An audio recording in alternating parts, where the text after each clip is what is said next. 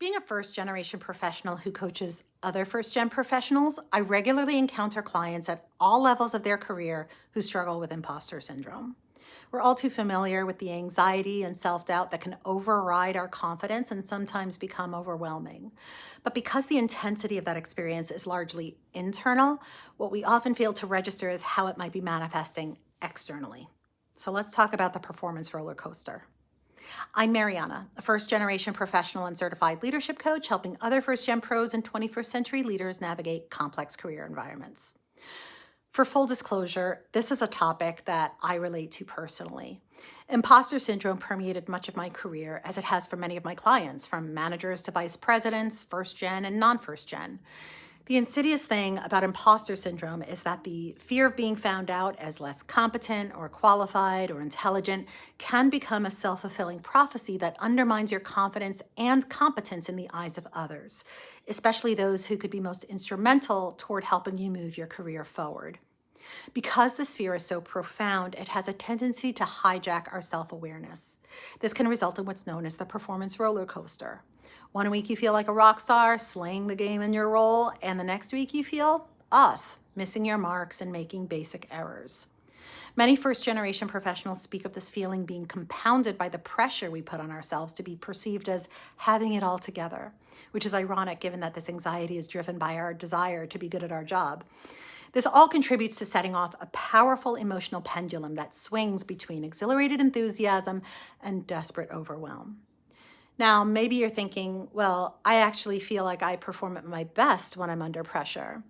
But vibes are important here, and it's often hard to see ourselves objectively when we're too inside our own heads.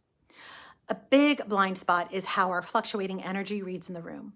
Your team and your colleagues might start to question which version of you will show up from day to day. So please share your thoughts in the comments if you see yourself in any of the following signs. One of the signs of being on the performance roller coaster is holding the disempowering belief that high performance is fueled by crisis. Many leaders fall into this thinking and end up manufacturing crises, consciously or unconsciously, to sustain that performance intensity. The problem is it's almost impossible to achieve consistency with this approach. If you can relate to this, you might want to consider if these other signs apply to you as well.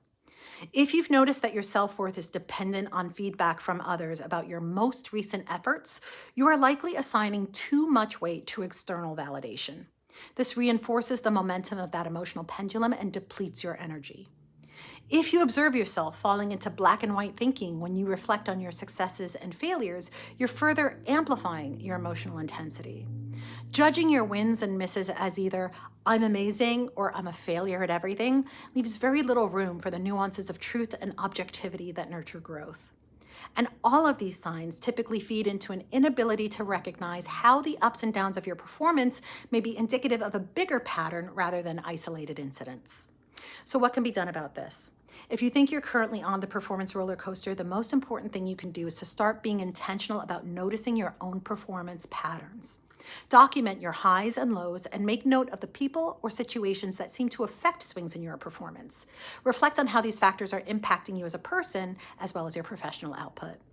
If you're a leader who has someone on your team who you observe is on the performance roller coaster, what will help most is creating more structure for them to support consistent performance. I want to shout out the founder and CEO of Canopy Consulting, Claire Liu, who has some fabulous recommendations for how leaders can help employees do this. I like these tips because they align with a human-centered approach. First, help them see the patterns. Review their last several projects with them and note where variations were evident, speaking through the lens of curiosity. It could sound something like, I want to walk through this with you to understand what's different between your high and low periods. Then clarify and confirm what good enough looks like by your definition. Make it clear that even if every project doesn't need to be exceptional, they all must still satisfy these basic expectations. Ensure that success metrics are identified and clearly defined so the employee knows which specific criteria they need to meet consistently to perform successfully. Not exceeding them sometimes, then coming up short other times. Consistency is the goal. Next, create performance guardrails. This might look like making a checklist for each kind of project they're involved in, so there are clear benchmarks for them to assess quality before turning in their work. Also, schedule regular check-ins to support their progress, catch issues early, and help them balance their self-evaluation with reality. Lastly, address emotional management and offer support. You might say something like, I deeply value your commitment to exceeding expectations, but emotional stability is also a necessary requirement for this role. How can we help you find a more sustainable balance? I talk about the experiences of first-generation professionals and best practices of human-centered leaders. Like and subscribe to this channel for more insights.